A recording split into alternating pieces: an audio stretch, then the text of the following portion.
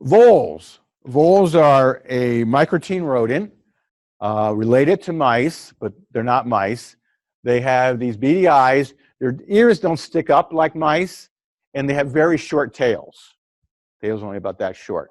And they could be brown or gristly looking or gray. Can't really go by color, but the underneath is usually close to the same color or just a bit lighter than the top. Sometimes it's a little bit cream, but it's not white, okay? And these guys are across the whole state. We do have one that is in decline. That's the pine vole. That's only found in the extreme southeast corner of Nebraska, and that's in usually more wooded areas. But the meadow vole and the prairie vole are found across the state of Nebraska. Now these guys, they're nocturnal, but they leave open holes. And they chew the grass or the vegetation down to the nub. So they're not underneath the ground, they're just in the surface of the ground. So these guys, again, voles don't have a pointy nose, a rounded nose, the ears don't stick up, and they have a very short tail. Okay.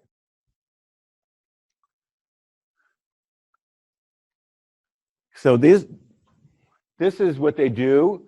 They're what we call subvenal. So they work under snow cover. They're active year-round. And they're a granivore. They love seed. So if you feed the birds or you have a lot of seed left in your garden, they're there. Okay? And so under the snow cover, they're making these tunnels. And they will, to get moisture and starch, they will girdle trees. And the way you tell it's the vole, it's very low with the vole. It usually won't be too high. However, you got to remember, they can walk on top of snow cover.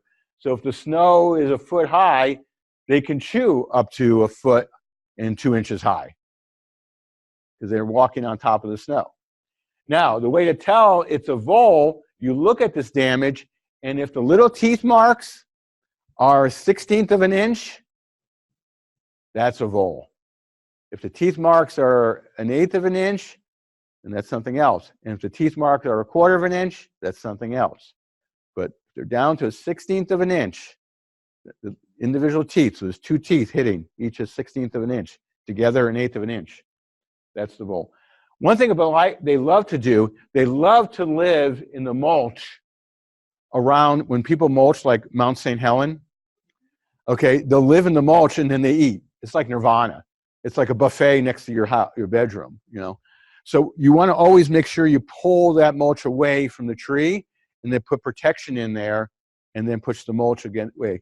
And the protection is usually during the winter, and you want to use something that leaves 1 inch to a 1/2 inch gap between the tree and the plastic collar so the tree doesn't get girdled. And you take this off every spring, okay? So you want to be able to put your fingers between the wrap and the tree, okay?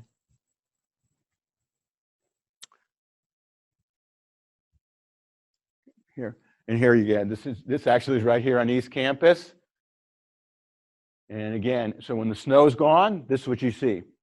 Now, they didn't kill the roots in this case. What they did is they ate them down to the crown. So only about half of the grass will die in these runs. And as the grass starts to grow, it'll fill in over time. Okay, so it's not really real bad permanent damage. They actually do this in the summer and spring, but you don't see it because the grass is growing so much, it covers in on it. Okay, so they do these runs during the summer, but the grass is actively growing like this, you don't see those runs. So right here is those runs. Okay, habitat modification first. They're attracted, they're a granivore. They want seed. You give them seed, they'll be there.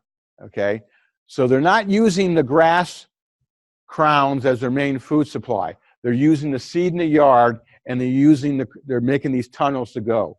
And then at the end of these tunnels, they dig a hole, and they dig a lot of holes. So a group of them, which can be anywhere from 25 to 200, and here's they're what we call a microtine cyclic rodent. So without even any outside influence, their population goes like this. In a down year, it'll be 25 per acre. In a high year, 200 per acre. And then they'll crash because they're a microteam rodent. And then they'll build themselves up to 200 per acre and crash. Okay? So one area of town could have a bunch of voles, and the next area of town have hardly any, and the next year it could be flipped.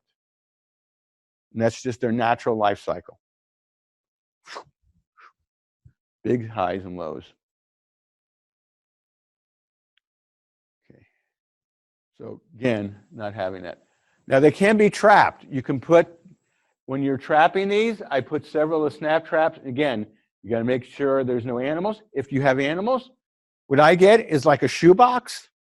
Cut a shoe, if you think of a square shoebox, whether plastic or not, you just cut a curve in it, put it over the snap trap. The vole will go in there because it thinks it's protected and snap. And yet your cat, your child, or your dog will not hit it. You do this overnight. So it's very easy. You could bait these. If I'm baiting, what I'm going to do is get bird seed and dried oats, make little balls with something like molasses. Okay? And I just put that right on the trap. Now, and this helps by covering them, like I said here, by covering, you don't get non-targets. You just get the vole. And I put them perpendicular. You want to put them perpendicular, the trap perpendicular to the run with it snapping to the run. Not parallel, perpendicular, and this snaps to the run. So they're running along, they stick their head up, and bingo. Now, oops, got to put one of the other thing you can use along these same areas is what they call multi-catch traps. These are they're called tin cats, catch-alls. They're boxes that hold up to 15 of them. And I have great luck with those.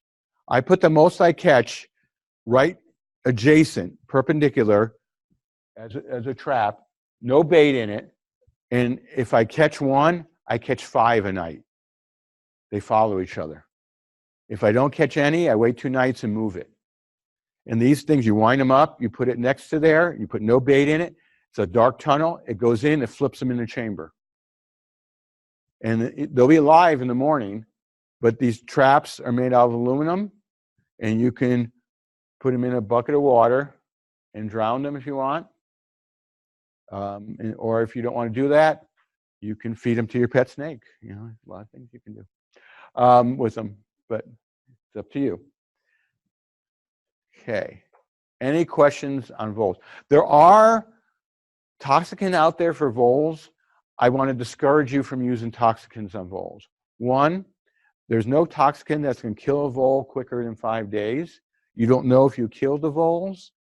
And your big problem with secondary non-target poisoning. Because cats, hawks, owls are going to pick up those voles that night. And they can be poisoned as well.